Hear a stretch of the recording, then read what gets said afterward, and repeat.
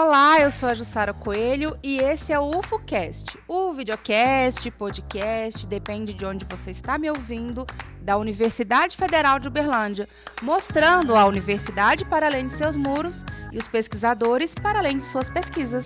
Olá, boa tarde, eu sou Sara Camelo e hoje você confere uma conversa sobre alimentação saudável. Isso, e para conversar com a gente hoje, a gente recebe aqui a nutricionista do restaurante universitário aqui da universidade, né, da UFO, a Tainara Nel. Bem-vinda, Tainara. Bem-vinda, Tainara. Nossa, gente, muito obrigada, muito feliz pelo convite. Eu espero atender todas as expectativas e responder todas as perguntas. Perfeito. E também marca presença aqui a coordenadora do programa de extensão sobre gastronomia molecular do Instituto de Química da UFO. Tô falando dela, Elaine Kikuchi. Prazer ter você aqui com a gente. Bem-vinda, Elaine. Muito obrigada, agradeço muito o convite. Vai ser um prazer poder contribuir e conversar um pouquinho com vocês hoje.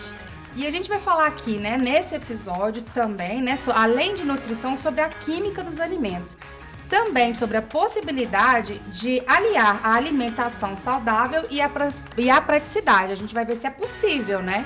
Exatamente. Sem falar dos restaurantes universitários também. A gente vai comentar um pouco e sobre como aliar a nossa vida corrida com o cuidado com o nosso corpo, por meio da alimentação. Isso. E para começar, eu queria que você falasse sobre o que é a gastronomia molecular.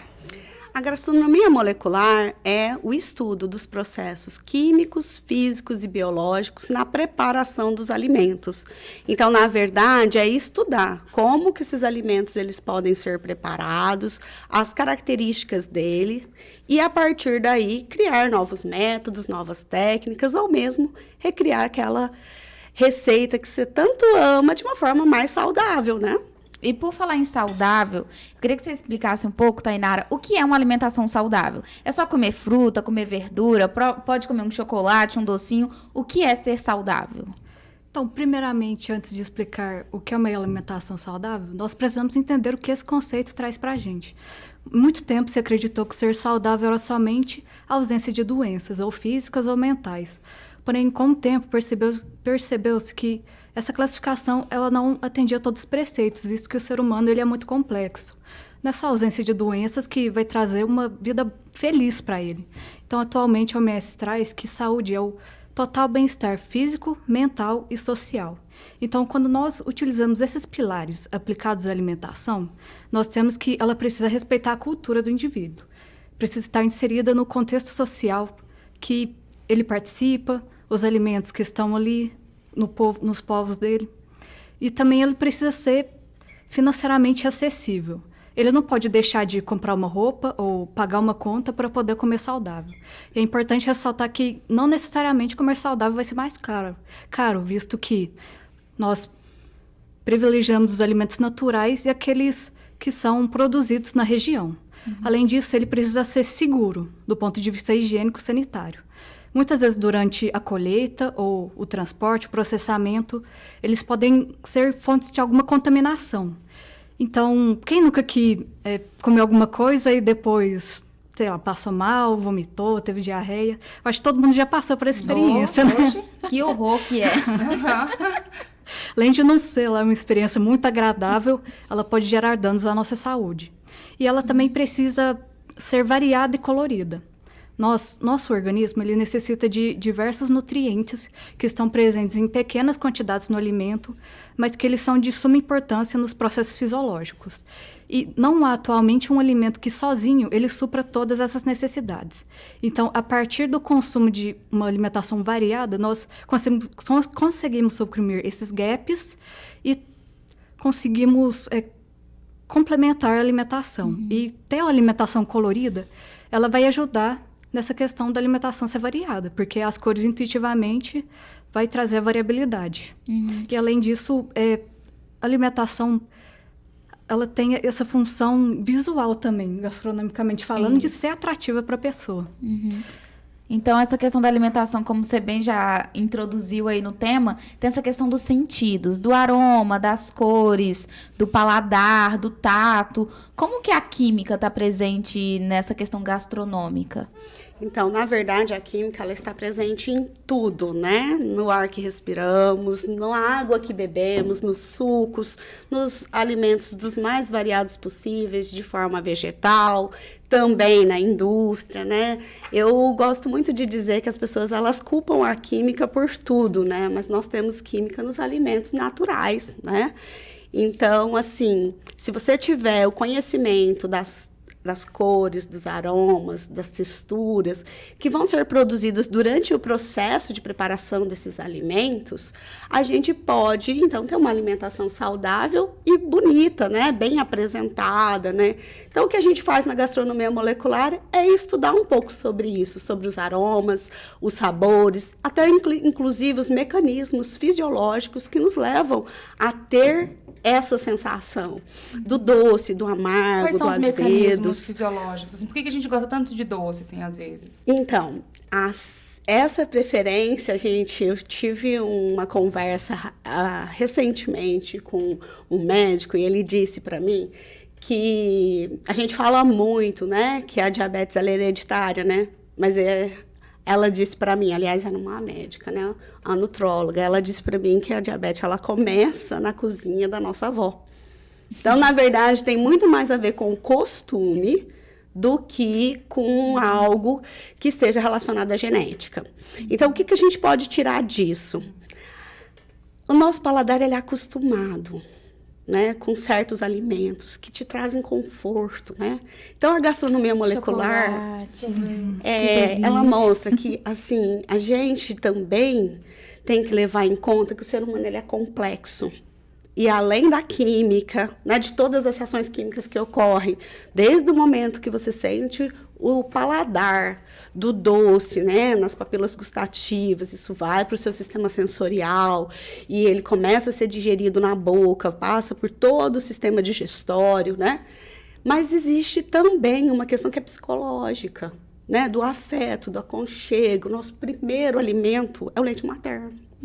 O leite materno, ele traz pra gente o quê? O docinho, o gostoso, né?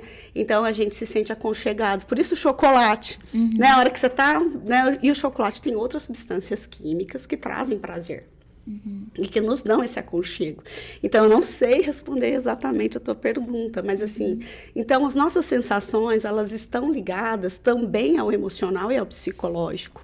Pensando nisso, vocês estudam um pouco, não sei, para direcionar essa questão da alimentação enquanto um vício, assim, que você falou sobre essa questão sensorial, essa questão do paladar, né, daquela coisa que traz essa sensação. Vocês, de repente, estudam essa questão de como tirar esse vício em determinados tipos de comida ou determinados tipos de sensações, essa questão da alimentação se transformar numa doença ou não? Acho que mais para você, né, essa pergunta, assim. Sim, como a Elaine, perdão. A gente está se conhecendo aqui. Como ela disse, essas sensações, elas chegam ao paladar e nossa língua, através de papilas gustativas, elas transmitem essa informação ao nosso cérebro.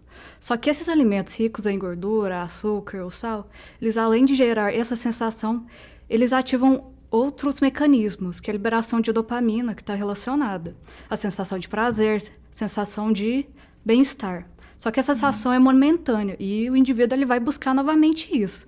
Então, realmente, é um fator que pode gerar compulsão, esses alimentos. Então, nós temos que ficar de olho mesmo e também trabalhar essa questão psicológica. E tem como desviciar, né, a palavra, assim, o paladar, né? Por exemplo, quem já fez dieta, vê que, às vezes, quando faz muito tempo que a gente não come uma coisa doce, o muito doce, às vezes, pode incomodar. Tem alguma explicação para isso? Ou algum formato que é mais fácil, desviciar o paladar mais fácil? Sei lá, alguma coisa assim? É questão de costume mesmo. O organismo ele tem essa sensibilidade. E quanto mais você fornece isso a ele, mais essa sensibilidade diminui. É como vocês disseram, pode usar o exemplo do álcool ou do cigarro. À medida que você vai retirando isso do indivíduo, ele vai voltando a ter esse aumento na sensibilidade. E, Elaine, você estava falando pra gente que vocês estudam, né, sobre essas questões sensoriais. Como que é o estudo? Deve ser muito gostoso, né? Nós fizemos em 2021 uma série de cursos, né? E um dos cursos era dos sentidos. Então, o professor Aquino, que é professor lá do Instituto de Química, ele dá essa aula pra gente, né? Ou a palestra, dependendo de onde a gente for, sobre essas sensações. Então, ele fala muito de como são os sistemas do nosso organismo para o tato, para o paladar, a visão, e como tudo isso contribui num todo para que a gente possa sentir, né? Mas o sentimento, o que a gente sente, depende também da nossa história e de cada indivíduo. Por exemplo, para mim, o sabor amargo é terrível. Eu não suporto o amargo. Mas eu adoro um azedo. Nós somos parecidas, então, né? Então, eu adoro um azedo, eu gosto de um doce. E aí, nesse curso, né, que a gente trabalhou juntos, ele mostra pra gente algumas curiosidades que, se vocês me permitem, né, para mim foram, assim, muito interessantes. Por exemplo, o apimentado não é um gosto, é uma sensação de dor. Opa, gosto de sentir dor, então. Então, eu achei até interessante, porque aqui em Minas, normalmente, o pessoal gosta de pimentas, Sim. né? E elas são algumas das pimentas são originadas da África, né? Das matrizes africanas, que a gente também está trabalhando com esse tema étnico-racial das matrizes, a cultura, né, das matrizes africanas, né? E eu achei muito interessante, porque a gente aliou duas coisas nessa questão da ardência, né? Do picante. Então, não é um sabor. Né? Não é um gosto básico. Gosto básico é sal, né? O salgado, o doce, o amargo, o azedo e o umami. Não sei se vocês conhecem o umami. Não. Eu pensei aqui, mas não posso falar. Não, mas o umami a gente tem assim bastante em carnes, em parmesão. Se você quiser sentir o gosto e não quiser ser caro, né? Que a gente está aqui tentando trabalhar também numa questão assim. Daqui a pouco a gente vai falar disso mais profundamente. Você pode cortar o tomate e experimentar o caldinho do tomate. Tem bastante umami. Bastante umami em cogumelos, em frutos do mar. E, né, agora falando da indústria, né, o realçador de sabor, o glutamato monossódico. Pode falar marca, não? Pode. O famoso Ajinomoto, assim, porque eu acho que é mais fácil de dizer. Glutamato, eu pensei, meu Deus, eu já usei isso uma vez na vida. Não, tem muito no sazon, nesses preparos, né? Mas, naturalmente, a gente encontra nos alimentos, né? No tomate, frutos do mar, e o gosto é parecido com o quê? É um azedinho? Isso é muito legal. Nesse curso que a gente dá, a gente faz uma prática do mapa da língua. Então, a gente coloca as soluções e aí cada um vai experimentar o sabor em vários lugares da língua. Que a gente sente melhor, né, em cada lugar, como que funciona? Isso, que é mais concentrado, as papilas gustativas para cada gosto em uma região, teoricamente. Mas cada indivíduo vai sentir de uma forma. Então, é muito interessante fazer esse experimento. Tipo o azedo na beirada das línguas, né? Isso. Que a gente sempre sente. E quando a gente sente aquele azedo, quando você come um chiclete, ou que tem aquele caldinho azedinho, que aí dá um negócio aqui no queixo, como que funciona? Por que a gente sente isso? O que libera? Então, são várias sensações, né? E cada um sente de uma forma. A gente tem muitas papilas gustativas na língua, e com a idade a gente vai perdendo, né? Então, por exemplo, no meu caso hoje, eu suporto um pouco a picância, mas antes eu não suportava nada, porque a gente vai perdendo com o tempo, né?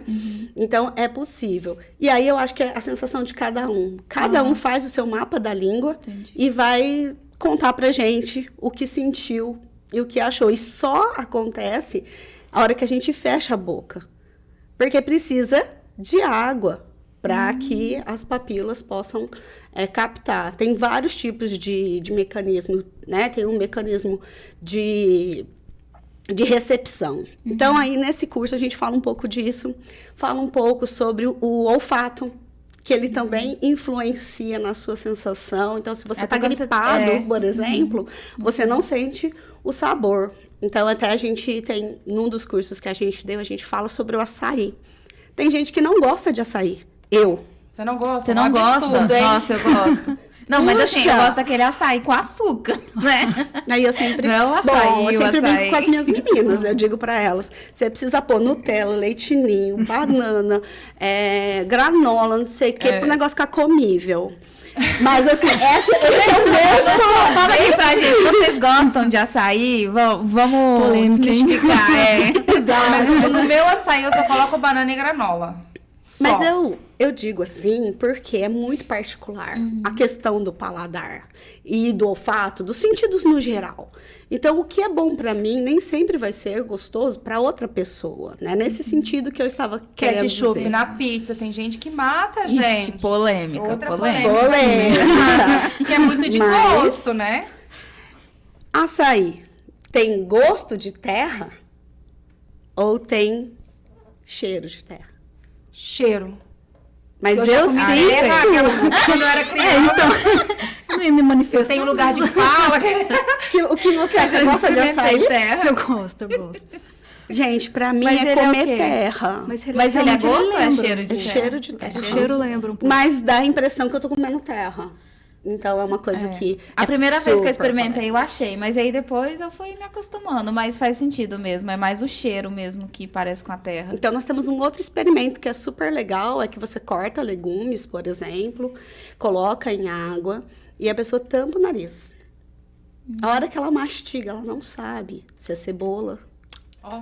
se é ela sabe que é cebola por conta da textura, Aham. mas ela não sente o gosto Pelo da cebola. gosto, não dá Até pra quando a saber. gente tá gripado, né? O olfato, a gente vê que tem uma grande importância na hora de sentir essas sensações e sabores. Então tá tudo interligado e até o visual, né, como ela falou.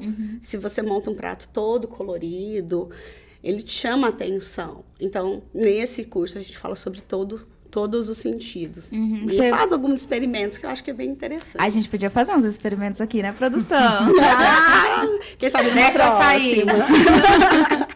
Mas você falou que é algo muito particular de cada um, e aí eu queria fazer uma pergunta para a Tainara, voltando um pouco sobre essa questão da alimentação saudável e com esse particular de cada um. Como que a gente pode adaptar esse gosto de cada um ao que precisa para ter uma alimentação saudável, a fazer bem para a saúde também? E o que, assim, você indica que não pode faltar, por exemplo, na lista de supermercado para a gente buscar mais essa alimentação adequada? O ponto inicial principal é experimentar, né? Tem muitas pessoas que falam, eu não gosto disso, eu não gosto daquilo. E às vezes o mesmo ingrediente, se ele é utilizado de uma forma em uma receita, ele não gosta. Aí na outra, ele vai achar agradável. Então, essa questão ela realmente é muito particular, é através de uma conversa bem minuciosa com o paciente, ver os alimentos que ele gosta, por que ele não gosta dos alimentos que ele não gosta, e tentar achar essas alternativas de manipular mesmo os gostos. E existe uma média, então, assim, tirando uma média do que é preciso. Então, vamos falar que não é um produto específico, mas vou dar um exemplo, tipo fibra e outras coisas que parecem fibra que eu não vou saber falar o nome agora. Então, por exemplo, eu preciso na minha alimentação ter fibra, sei lá, um pouco de gordura, né, que faz parte, é uma gordura saudável, alguma coisa assim. Frutos do mar, se a pessoa não gosta, sei lá, um peixe, proteína. Então fibra, proteína, tipo isso, assim. Como ela pode balancear. Como se fosse uma Pra gente média. anotar aqui. Isso, e aí depois a gente Sim, pensa sim. se dá um chocolate todo dia, um pedaço, 30 gramas, a gente compra aquela balança e põe ali o chocolate, que de repente a gente tá viciada. Então, por mais que nós não tenhamos como prescrever uma dieta ideal para todas as pessoas, a ciência tem observado que alguns padrões alimentares, eles tendem a ter prognósticos mais positivos. Ou seja, evitando doenças ou ajudando a manejá-las. Então, o que não poderia faltar, você falou das fibras, né? É um ótimo exemplo. Então, frutas, vegetais, legumes, que são ótimas fontes de fibras, vitaminas e minerais, que são aqueles nutrientes em pequenas quantidades que eu tinha citado anteriormente. Também é importante que a gente tenha fontes de energia, então cereais, de preferência integrais, tubérculos, leguminosas como feijões, lentilha, grão de bico. O arroz e feijão, ele é uma ótima medida. O brasileiro, ele é assim, muito feliz nessa questão que, coincidentemente, a cultura é muito saudável. Nós também precisamos dos laticínios, que são fontes de cálcio, de proteínas. Laticínios é o quê? Laticínios, Laticínios. leites, iogurtes, queijos. Queijo. As gorduras de boa qualidade, como você citou. Então, esses alimentos, eles, em O conjunto... que é uma gordura de boa qualidade? De repente, aquela pessoa, Vamos lá. um torresmo. Se feito na air fryer, é tão prejudicial assim? Então, como o torresmo ele é gordura animal, ele é fonte de gorduras saturadas, que estão aquelas associadas ao aumento do colesterol sanguíneo e ao aumento de aparecimento de doenças cardíacas. Acho que não Porém, vai rolar, não. E se correr depois também? Calma. Porém, quando consumidas numa quantidade ideal, uma quantidade restrita, assim, controlada, não vão causar esse fator prejudicial à saúde. Então, o que a gente prega muito é o equilíbrio. É não ser também muito rígida, mas também não largar demais. Mas o que seria uma gordura saudável, então? Então, nós temos as gorduras saturadas e as insaturadas, que estão relacionadas com a estrutura química delas. Basicamente, as gorduras saturadas, elas estão presentes nas fontes animais, que são carnes, leite, os queijos. Como eu disse anteriormente, elas estão relacionadas mais com o aparecimento dessas doenças. Enquanto o azeite, ou a gordura do abacate, dessas fontes vegetais, Entendi. elas não têm essa correlação tão forte, só se também ingeridas em muita quantidade. E também elas favorecem até um padrão menos inflamatório. Você estuda um pouco essa questão dessa química desses alimentos. Comer carne vermelha, né? Assim, já que você falou que a gordura que tem nela é um problema. Eu posso substituir por outra coisa, pensando nessa questão mais dos vegetarianos, dos veganos, pensando na questão mais química da coisa, ou não? Ou vocês já estudaram uma coisa, um jeito da gente poder comer de vez em quando? Como sempre, né? Todo estudo que envolve o ser humano é um estudo que precisa, né, da individualidade do ser humano. Pelo que a gente aprendeu no curso 2, então, já que a gente falou do 1, né, vamos falar do curso 2, do vegetarianismo ao veganismo. Nós tivemos um curso em 2021 também, no qual a gente teve a participação de uma nutricionista que era especialista na área de veganismo. Tivemos a presença de uma chefe de cozinha que ensinou a gente a fazer queijos de castanha, né, queijos vegetais. E foi gostoso?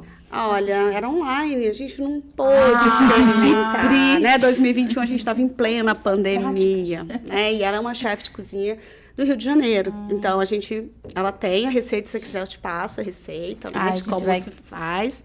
Além disso, também tem o tofu, que é da nossa cultura, né? Mas que, no caso, essa chefe de cozinha não recomendava muito por conta de que ela não era muito favorável à utilização de soja transgênica. E a gente é um grão que é muito difícil a gente encontrar ele orgânico e não transgênico, né? E se a gente encontra, daí o custo fica bastante alto, né? Nós consumimos ele mesmo transgênico, eu, por exemplo.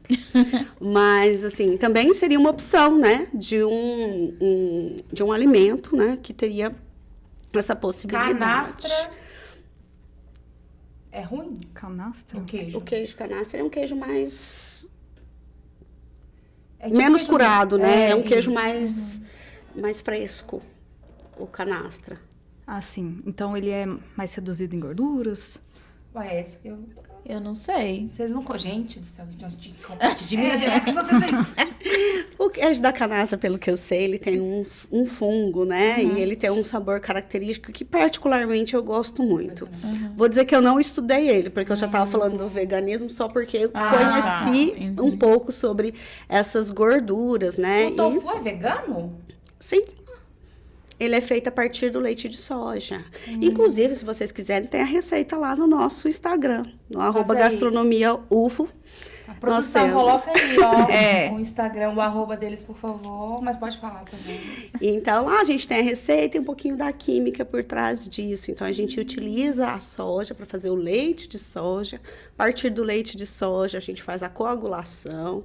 E aí, a gente faz o queijo, né, de soja, que seria, então... que é o chamado tofu, que pode ser usado para muitas preparações.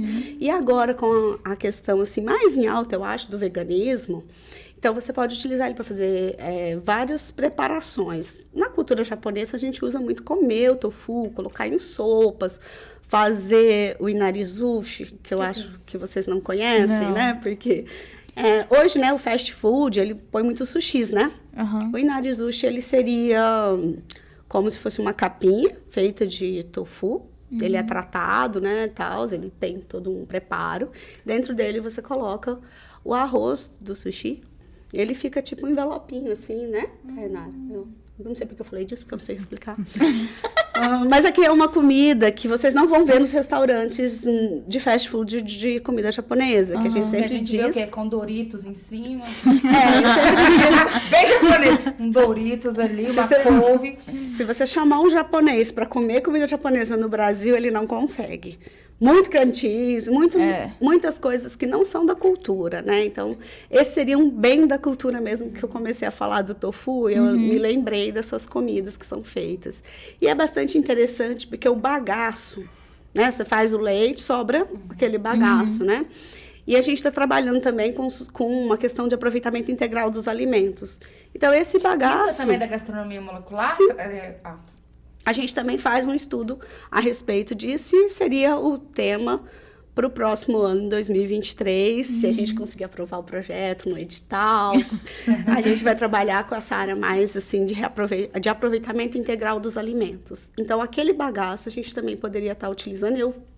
A minha equipe pesquisou que pode ser usado para fazer bolinhos e a base de uma série de alimentos vegetarianos. E na nossa cultura a gente usa para fazer o ocará, que é uma farofinha mesmo, né? Então a gente já utiliza um pouquinho disso, né? Então essa questão dos lipídios, eles são muito importantes para o nosso organismo. Lipídio é gordura, galera. Isso daí, mas existe vários tipos de gorduras, né? Então, a gente poderia estar utilizando, por exemplo, esse tipo de alimento um pouco mais saudável. Vocês acham que o veganismo, o veganismo é o caminho, assim, para humanidade, assim? Tipo, de parar de comer a carne vermelha, parar de explorar os animais. Não tô falando que é uma exploração, enfim. Mas vocês acham que é o caminho, assim, a gente daqui a alguns, sei lá, muitos anos, a gente vai acabar assumindo uma cultura mais veganista? Ou não? Sim, a gente vê que nos últimos tempos essa cultura ela vem crescendo, as pessoas estão mais preocupadas com a qualidade de vida dos animais e também com a sustentabilidade disso, né? Sabe-se que se consome muita água para criar o gado, o transporte. Então, é uma pergunta difícil, capciosa. É bem pessoal, assim, porque assim, eu acho que vai, de repente, diminuir o consumo, né, assim, da carne vermelha especificamente, porque a gente já vê, por exemplo, criança que não curte muito. Eu curto muito, então, dentro da minha perspectiva, não. Mas, por exemplo, a minha filha já não, pra ela tanto faz. Se tem carne, se não tem. Então, eu não sei, assim, tem gente que acha que, né, que é um futuro, que, tipo, vai ser, tipo, uma evolução da espécie. Aí eu tô dando, talvez, uma viajada, mas eu queria saber o que vocês pensam um pouco sobre isso. Não, mas é um raciocínio muito interessante, visto que até essa geração atual, a sua filha, tem quantos anos? 3 anos e meio. 3 anos? E não come nada de carne. Não gosta do gosto, não gosta. Pra ela, se não puder comer, tá tranquilo. Talvez no futuro a gente observe, sim. O Brasil é um grande produtor de carne, né? Um criador de gado. Talvez a tendência seja, então, diminuir. Mas é difícil prever.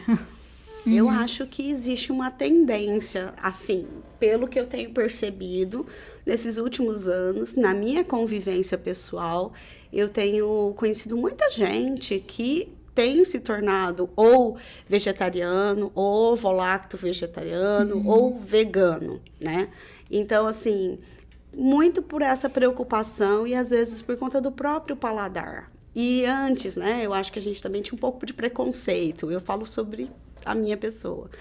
Então, hoje a gente vê que existe alguns benefícios de você ter uma dieta, né, mais baseada em vegetais. Eu não sei se a gente consegue dizer assim, ficar totalmente, né, muitas pessoas, a evolução, mas eu acho que vai estar sempre aumentando. Nesse curso que a gente fez do vegetarianismo, foi muito interessante, porque o professor que estava coordenando, ele estava fazendo a transição.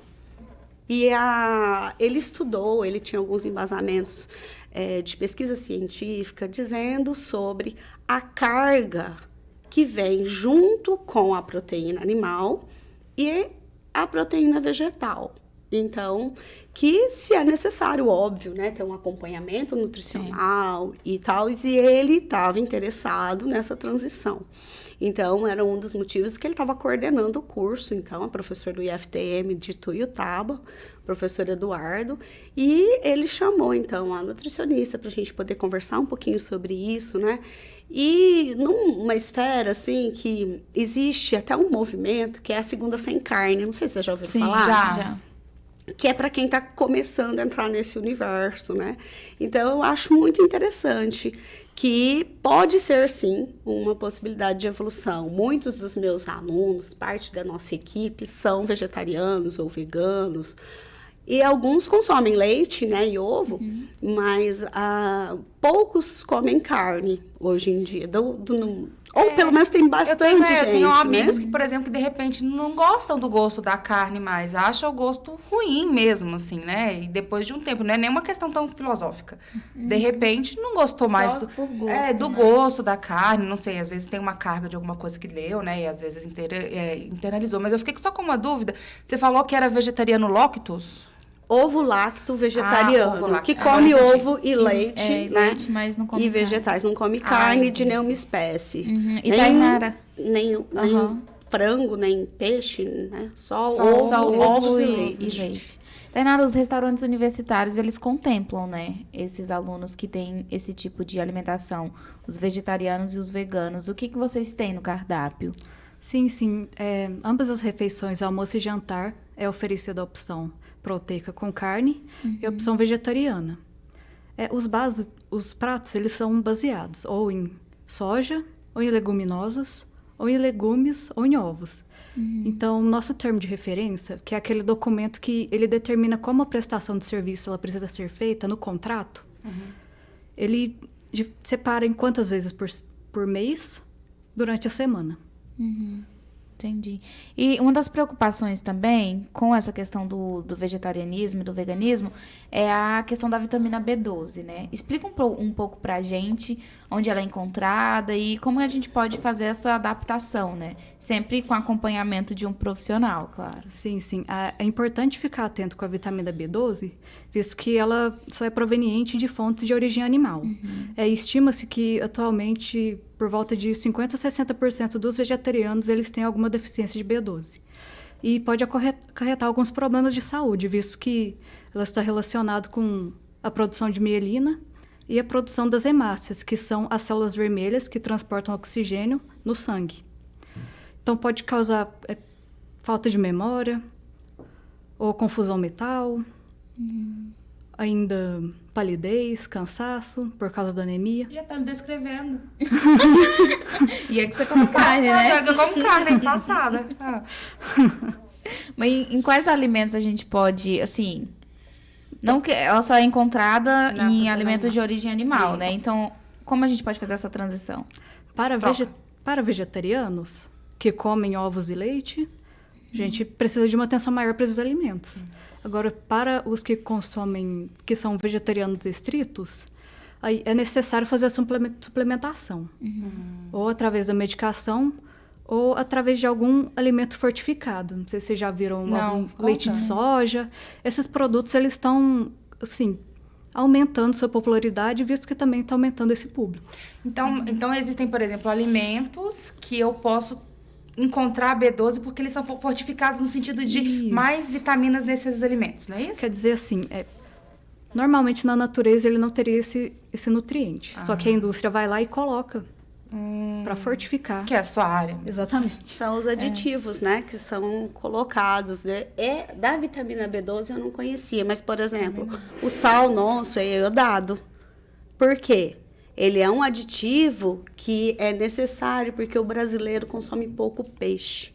Então, é necessário que a gente consuma uma certa quantidade de iodo. Como a gente não tem muito na nossa alimentação, o iodo ele é um aditivo colocado na indústria alimentícia para benefício do consumidor. Assim como ácido fólico na farinha e alguns outros que a gente pode estar citando agora. Então, a vitamina B12 que eu acabei de aprender. Então, no leite de soja tem B12, porque eu já tive que aplicar a B12, né? Que é aquela intramuscular, não é ela que é? Então, Aí, na hora de ir no supermercado, você precisa ficar atento, porque alguns itens eles serão fortificados, mas nem todos. Então, você tem que buscar... Eles tinham que colocar por vitamina, né? B12. A vitamina C. Mas como geralmente isso é uma coisa que agrega valor ao alimento, eles colocam bem grande no rótulo e na frente. Tá. Entendi. Já que a gente começou a falar, então, dessa questão do veganismo e das opções do restaurante universitário, como que funciona o restaurante universitário? Para começar, precisa de uma preparação, de uma formação para ser um cozinheiro do restaurante universitário, para ser um nutricionista de lá? Como que funciona essa distinção? Eu falei que a gente errava também? Faz parte. Então, o restaurante universitário, hoje, ele funciona totalmente de forma terceirizada. Então, nós temos nutricionistas tanto da UFO, da divisão de restaurantes universitários, que é a qual eu faço parte, e também as nutricionistas e equipe de cozinheiros, pessoal da limpeza da empresa. Então, eles ficam responsáveis desde a compra dos insumos, a preparação dos alimentos, o transporte e servir propriamente dito dentro do restaurante. Enquanto que nós ficamos mais com essa parte de fiscalização. Então, os funcionários públicos, eles são selecionados através de concurso público e a empresa ela tem liberdade de selecionar quem ela quiser, desde que tenha a formação adequada, que esteja cadastrado no Conselho Regional de Nutrição. E se eu quiser sugerir um prato, como que faz? Tem um jeito? Ou Tem, não? você pode mandar um e-mail pra gente. A PROA, ela tem uma página de Fale Conosco, e lá você coloca seus dados e manda uma mensagem pra gente. A gente falou que cada pessoa necessita de uma alimentação balanceada, porque cada um é cada um, cada indivíduo é diferente um do outro. Como que na alimentação do RU e no cardápio, vocês fazem essa... Tenta contemplar todo É, mundo, tenta ou essa contemplar média, isso. ou esse Já que é, tipo, balanceamento uma alimentação no dia e tal. Como que vocês contemplam isso? pra balancear. Então, nós tentamos controlar a variabilidade dos alimentos durante a semana e durante o mês. E também nós utilizamos referências, tanto essas referências que eu conversei com vocês, sobre o que uma alimentação saudável precisa ter, de ser regional, respeitar a cultura. E também nós temos o controle qualitativo dessa dieta, visto que o quantitativo ele fica por conta do aluno, né? Ele que vai decidir como ele vai se servir, com exceção do alimento proteico, que é porcionado. Então, nós temos os cereais, que é o arroz, temos a leguminosa, temos 2 itens de salada e uma guarnição. Então, quando em conjunto e nas proporções adequadas, vai oferecer uma alimentação diversificada para a média dos alunos, de adultos saudáveis. Tem algum prato que é o mais famoso de lá, que o pessoal gosta mais? Nossa, o pessoal adora batata chips aí. E é frito, né? Meio...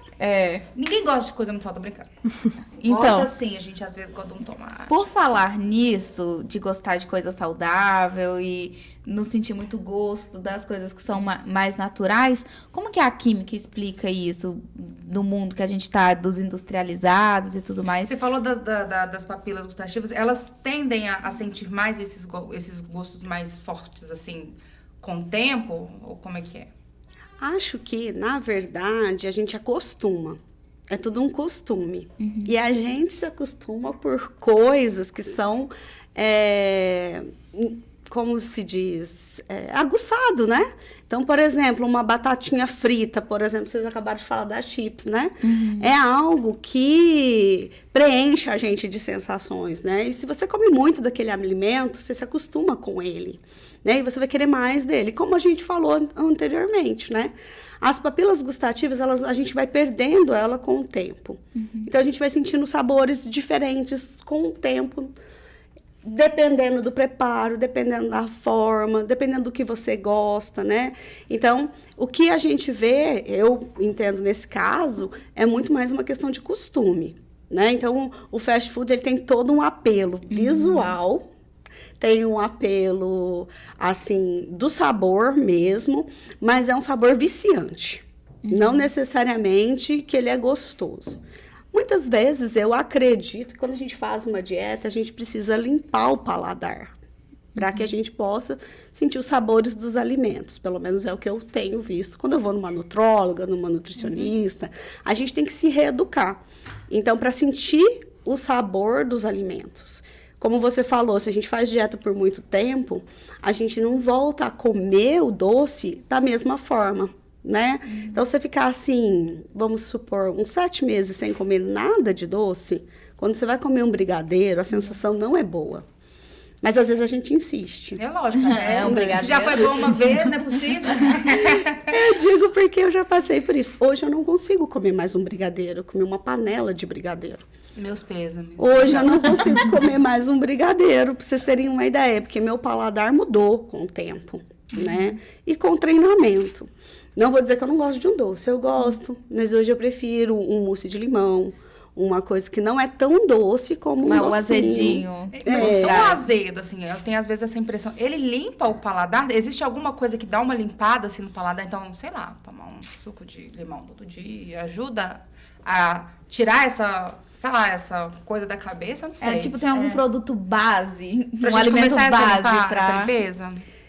Bom, eu não sei se a Tainara sabe, né, de alguma coisa desse tipo, mas é uma questão, dentro do que eu entendo, é uma questão de costume. É, Então, rotineiro. não tem Você como, vai retirar, precisar, vai precisar de um treinamento. É Assim retirar como... o lixo da sua vida, comida, quando eu falo, né? A comida que já chamam junk food. Então, Né? aquela Porque, assim, comida que vicia, né? Eu acredito que as papilas elas vão continuar funcionando. Existem alguns alimentos que eles devem limpar o paladar, sim, né? Eu não sei quais. Eu acho que o limão, cara, chutando. Né? Vozes da minha cabeça. Mas limpar a longo prazo, vocês falam, porque a água, ela pode ser utilizada assim de forma pontual, né? Mas produto básico, mais básico que a Acho que Vamos simplificar. Sim, mas eu digo assim, não limpar no sentido de você não ter mais vontade de comer. Ah, sim. Né? Aham. Eu acho que o limpar sim, porque, por exemplo, as pessoas que experimentam café, por exemplo, elas limpam a boca com água, né? E para que ela possa sentir novamente quando, né, eu digo do café porque eu lembro de experimentar o café, assim, né? Mas qualquer um, igual quando você tá cheirando, você cheira café. Não Eu ia quando falar você- isso. Por que o café? Porque ele neutraliza, né? Mas- aí mas você tipo- consegue depois sentir. Bom, aí é todo um mecanismo que eu tá. não Aí a vou gente ia ter que entrar. estudar. Mas, assim, ele realmente neutraliza. A mesma coisa quando a gente fala, né? Você tem um molho de tomate, ele tá ácido. Você experimenta, ele tá ácido. Você vai lá e joga açúcar. Você não neutralizou. O molho. Você disfarçou o azedo com o doce. Se você quiser neutralizar, você tem que botar bicarbonato. Aí sim, você vai diminuir a acidez que ótimo. do molho de tomate, né? Vocês já ouviram falar, né? Esse molho tá ácido. Sim. Já. Vamos botar açúcar, vamos botar leite. E quando a Bom, comida tá Aí muito depois salgada? fica ruim e ninguém sabe por quê. não chega a ficar ruim, né? Bicarbonato, açúcar, molho de No tomate. azedo, eu vou colocar Mas normalmente, né, o que eu vejo, o açúcar, ele tem um efeito bom. Mas assim, você não neutralizou, quimicamente falando. O molho, ele não foi neutralizado. Ele continua você não ácido e doce. Você não sente a acidez dele por conta do doce. Na hora que você coloca na boca, um neutraliza o outro no paladar. Eu já tentei colocar açúcar Não. no amargo, que eu achei que era esse que era o rolê no início. Nossa senhora, tive que jogar tudo fora. E quando tá muito salgado, o que a gente faz? Coloca um Pra azeite? neutralizar. É doce, né? Não, O salgado. azeite neutraliza o salgado? Porque eu ouvi falar isso. Mas eu não... Olha, Vai Quimicamente ficar falando. depende do tanto de sal que tem, é melhor você preparar novamente. Ah, entendi. Não Né? A opção seria realmente ou dissolver, aumentar o volume desse alimento que você está fazendo. Tem gente que gosta de colocar batata no arroz. São estratégias. Ou Batata legumes no na arroz, carne. sério? Sim, para tirar o excesso de sal.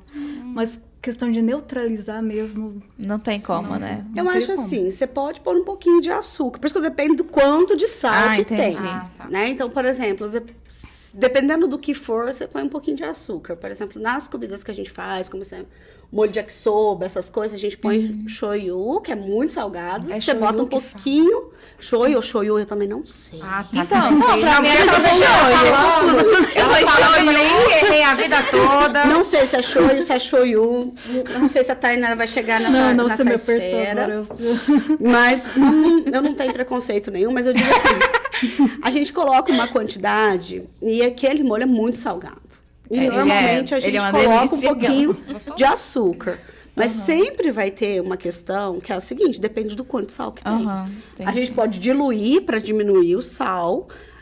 E você pode pôr um pouquinho de açúcar, mas dependendo da situação... É igual aquele tarê também de baixa qualidade que você tá falando de molho. Nossa, ele não sabe nem se é doce ou se é salgado. Já comeram uns bem ruim? É porque o tarê tinha que ser doce, né? Quando é meio ruim, assim, de baixa qualidade, cara... Aí eu pensei, lembrei disso quando você falou. Eu acho que eles colocaram o sal pra tirar o doce e colocaram na caixinha. Eu cozinhando. Mas é importante também que, por mais que você disfarce esse sabor muito salgado, você não tirar a questão prejudicial do excesso de sal na alimentação. Isso é relacionado ao aumento da pressão. Então, às vezes... É igual ela falou, é melhor jogar fora, infelizmente. Se tiver muito puxado. Mais uma dúvida, com relação ao açúcar e ao sal, né? Qual que é... Você falou que depende muito do ser humano, mas, por exemplo, eu fico pensando, a gente toma açúcar que tem açúcar. Aí, às vezes, o café e põe açúcar. Existe uma medida de açúcar específica, assim, que a gente pode colocar no alimento? Ou isso também é muito... Para vender curso, para vender dieta, ou não? Realmente o açúcar em excesso faz mal, porque bolo tem açúcar, tudo tem açúcar. Se eu for pensar em tudo que tem açúcar que eu estou alimentando, eu fico meio doida. Então, quando a gente fala para limitar o consumo de açúcares, é realmente esse açúcar de adição, que ele não é natural do alimento, mas a indústria vai lá e coloca, igual o suco que você falou, ou de caixinha, ou de saquinho, também o café. A gente tem uma quantidade, sim, que mostra que a longo prazo não faz mal. Realmente, você pode colocar o seu açúcar no café. Mas, claro, com limitações. Não pode colocar 1 quilo de açúcar e tá tudo bem. Já que a gente tá falando de açúcar, antes da gente entrar no nosso próximo tema, eu tenho uma dúvida, que elas viram no TikTok. Mas como estou como profissional aqui, né, a gente vai esclarecer. Um TikTok do nutricionista falando que a Coca Zero faz menos mal do que você comer muita frutose, por exemplo. Isso é errado, né? Aquelas na minha cabeça. Porque eu penso que a Coca Zero tem muito agentes químicos lá dentro e tudo que envolve um refrigerante, do que você comer muita frutose, no sentido de comer muita fruta, aquele açúcar da fruta e tudo mais. Então, como você explicar isso pra mim? Porque eu fiquei meio assim, gente... Assim, o que vai diferenciar o veneno do antídoto realmente é a quantidade. Na fruta também são presentes açúcares, só que elas estão inseridas em um contexto muito mais positivo, visto que junto com a fruta, além do açúcar, vem as vitaminas, os minerais e as fibras, que também auxiliam no controle desse índice glicêmico. A Coca Zero não tem açúcar, então... Em relação a isso, realmente... Em relação ao açúcar... Em relação ao açúcar, perfeito. Entendi. Nesse contexto, realmente, pode ser mais positivo se você consumir muito açúcar proveniente de fruta. Mas comparar os dois, assim, de forma qualitativa, não é uma comparação positiva. Entendi, me esclareceu. Porque eu fiquei assim, gente, Coca Zero e fruta, fiquei meio... Agora, uma pergunta para a Elaine. Eu queria saber sobre a formação continuada Minha Cozinha, Meu Laboratório. O que é esse projeto? O que vocês fazem lá? Como que funciona? Esse projeto ele foi idealizado para esse ano, né? Eu falei um pouquinho de 2021, enquanto a gente foi conversando aqui. Esse projeto ele começou, né, a ser idealizado em 2021 com um auxílio para uma proposta para professores do ensino médio, tentando auxiliá-los no novo ensino médio. Eu não sei se vocês sabem como está a questão do novo ensino médio. Então, as aulas de química, de matemática, de física e de biologia, elas foram diminuídas e foram inseridas dentro do escopo das disciplinas eletivas, que são disciplinas que tem que ter um lado do cotidiano, tem que ter conteúdos, mas tem que estar mais ligado à interdisciplinaridade, à transversalidade. E a gente pensou que se a gente trabalhasse com a ciência da natureza dentro da cozinha, né, que é o nosso primeiro laboratório, se a gente pensar, né, você tem um laboratório dentro de casa, que é muito similar ao que a gente tem no laboratório, tirando as vidrarias especiais, né? Mas, assim, o calor, o aquecimento, a transformação que ocorre dentro do laboratório, a gente pode fazer dentro da nossa casa e levar conhecimento e possibilidades para dentro do cotidiano. Então, foi essa a ideia. E uma forma também da gente discutir com esses professores, entender a realidade deles e como que a gente poderia contribuir enquanto universidade dentro das escolas, preparando esses professores, tirando e trocando, né, conhecimento e informação. Então, foi essa a ideia. Então, nós começamos em maio e foi até setembro. Nós fizemos várias oficinas e foi muito interessante. Vários professores, como foi online, a gente teve participação tanto da equipe executora, né, os professores que trabalharam nas oficinas, como os professores que eram os participantes, né, que se beneficiaram com essa formação. Então, foi de maio até setembro.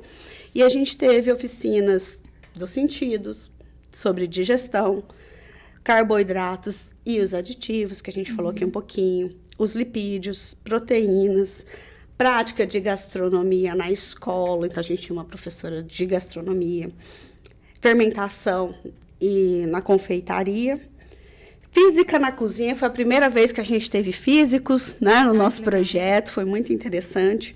E um pouquinho de sustentabilidade. E nós tivemos professores de vários lugares do Brasil. Então, essa de sustentabilidade foi a Alexandra Epoglow, da UFS, que é Federal do Sergipe. Essa da gastronomia molecular, da gastronomia, né, que ela acabou fazendo técnicas de gastronomia molecular, ela é professora do Centro Paula Souza, do ETEC, a Carla Keiko. A gente teve também o pessoal da física, que eu falei para vocês, né, lá de Tuiutaba, porque eu era lá de Tuiutaba, então a gente começou a trabalhar com eles. Teve professor da engenharia de alimentos, né, então, assim, acho que não vai dar para falar de todo mundo aqui, mas também lá do Instituto de Química, e a gente foi fazendo as oficinas com teoria e prática, e os professores traziam também material, né? Sugestões de leitura, de materiais que a gente poderia estar trabalhando, ideias para uma outra formação, né? Então, foi nesse sentido que a gente trabalhou com avaliações, no final tínhamos projetos, apresentação de projeto.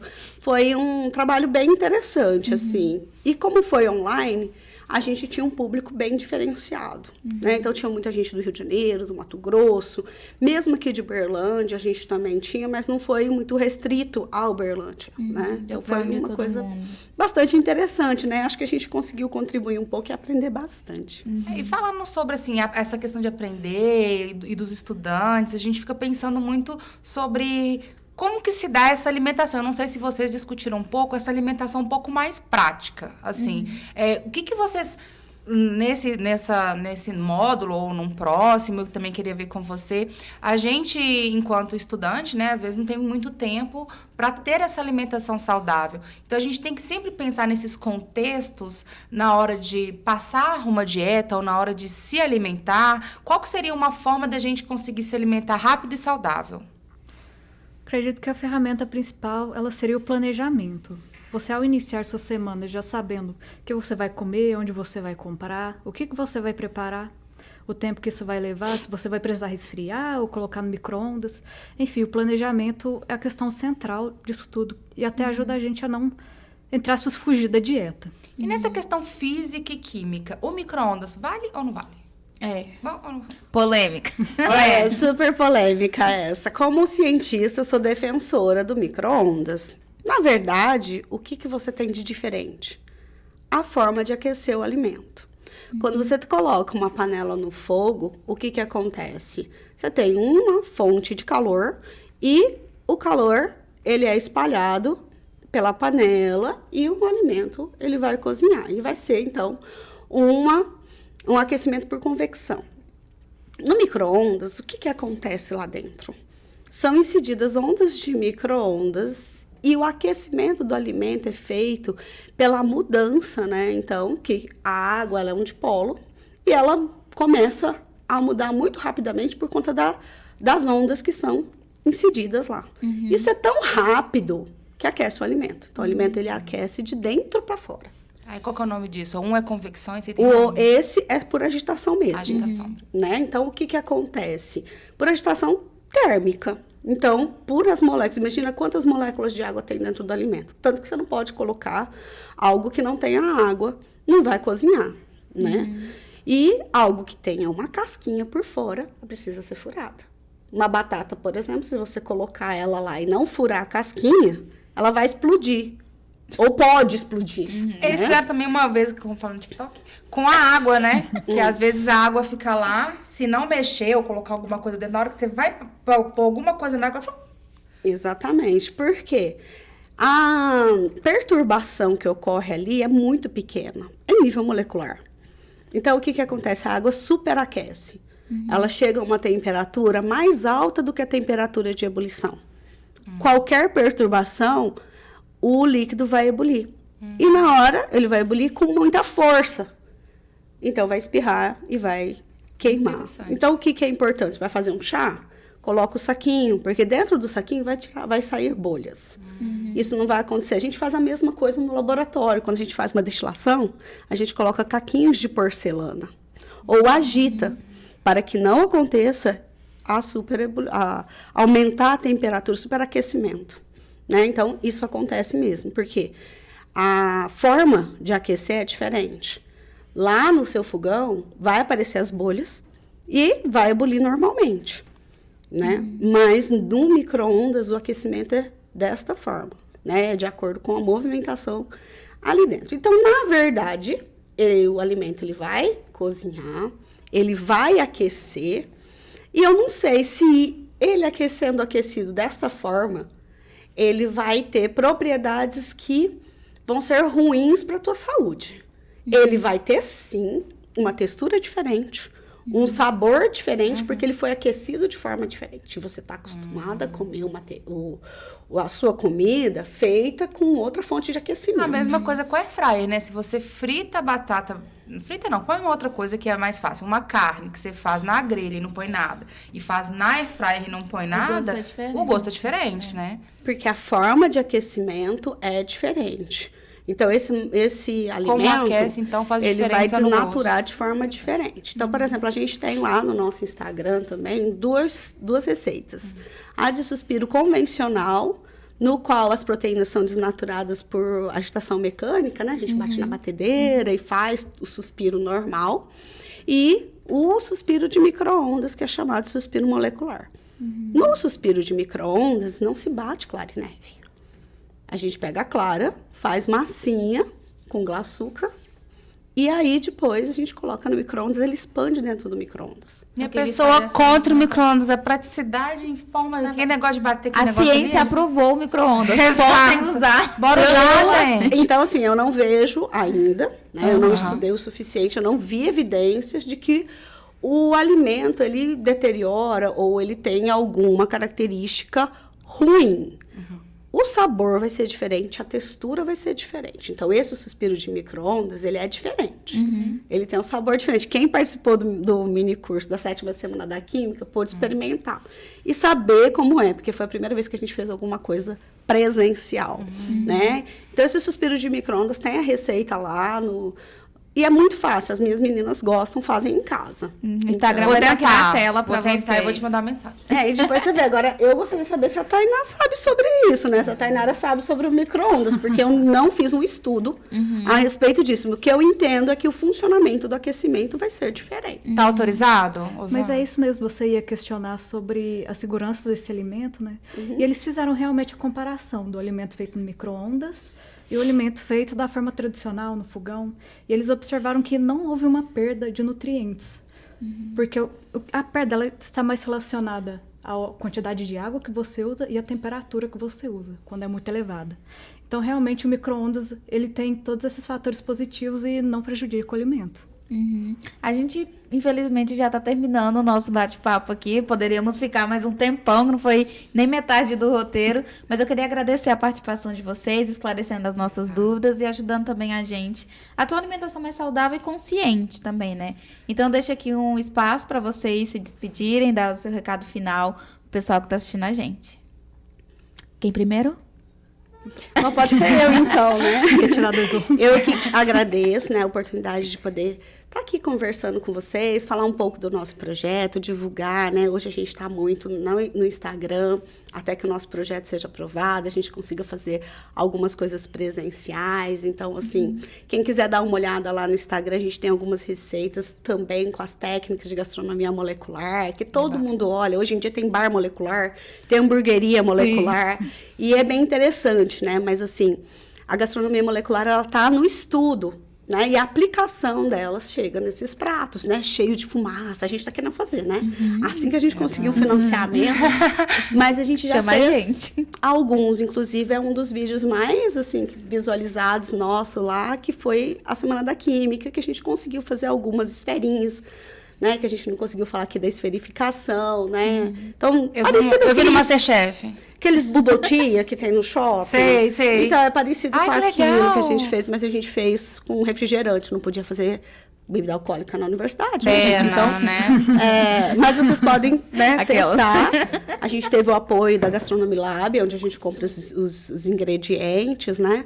E que foi uma experiência fantástica pra gente, enquanto aspirante desde 2020 a fazer alguma coisa presencial. Então, foi o primeiro curso presencial. A gente espera que possamos ter outros, né? Aí, e eu queria aproveitar para dizer que a gente está tentando fazer uma parceria com a professora Mônica, da nutrição. Ela tem um projeto que daí talvez possa nos ajudar com relação às receitas. Então, eles estão fazendo um e-book, né, com receitas práticas e saudáveis. Então, talvez, depois eu possa passar para vocês também o @ deles, né? E eu acho que a gente pode contribuir tanto com as receitas e depois com a divulgação, né? Para ajudar aqui. Muito obrigada. Obrigada. Você, Tainara? Eu gostaria de agradecer pelo convite e dizer para as pessoas, né? Tem muita gente que está aí visando mudar de vida, querendo melhorar os seus hábitos. Vamos aproveitar, então, esse final de ano, essa virada de ano, e voltar a colocar essas metas novamente no caderno e melhorar mesmo a qualidade de vida. Qualquer coisa sobre o restaurante universitário, vocês podem mandar e-mail no divru@proai.uf.br. Nós estaremos lá para atender as dúvidas. Muito obrigada. Muito obrigada pela participação de pela vocês. participação. Então, a gente está chegando ao final. Feliz 2023 para todo mundo. Bora começar a dieta, que antes tarde do Isso que mais mesmo. tarde, né não? Ter mais consciência dos Exato. hábitos. Comer, fazer atividade física, tomar muita água, passar protetor solar, tudo isso faz parte da atividade, da vida saudável. Vamos tentar, vamos colocar lá, check no final do ano. Então, eu encontro com vocês na semana que vem, às 5 horas da tarde, aqui no canal da UFO no YouTube. E se vocês quiserem ouvir hoje à noite, Isso. onde que encontra? Na 107,5 na Universitária FM, você escuta a gente lá. Até lá, até semana que vem com um novo tema. E beijão. Tchau, tchau.